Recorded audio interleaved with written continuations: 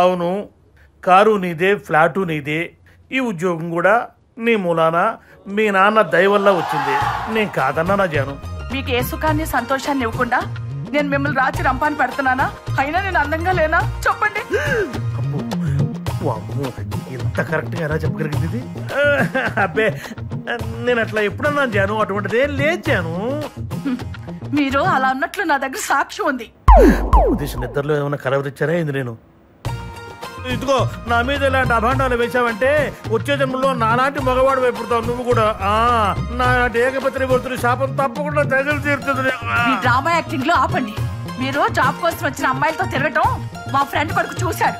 ఏం చూశాడు? ఎక్కడ చూశాడు? ఏది నా ఎదురుకుండా వచ్చి చెప్పనండి. వాడు మీ ఎదురుగుండానే ఉన్నాడు. వాడితో మాట్లాడి నాకు ఫోన్ చేసి చెప్పండి. రమణ నాకు ఏమైనా భయం అయింది? రమణ పెట్టేసింది. రావయ్యా, రా. ఏమయ్యా, ఏం చూశావు నువ్వు? ఎక్కడ చూశావు నువ్వు? ఎప్పుడు చూశావు నువ్వు? ఇదేదో వర్కౌట్ ఏదో ఉంది. గ్రీన్ పార్క్ దగ్గర. గ్రీన్ పార్క్ దగ్గర ఉపదేశం నిజంగా చూశాడని చూడు. చూస్తే చూసిన అమ్మాయి ఫోటో ఇందులో చూపించు నువ్వు. ఇంకా పండగస్తున్నావు.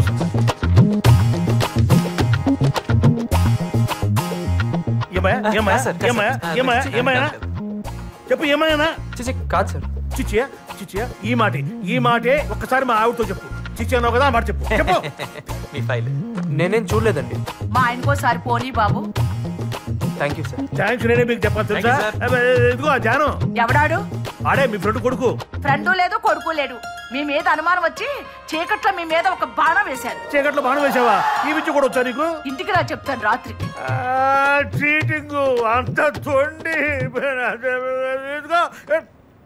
పెట్టేసింది ఫోన్.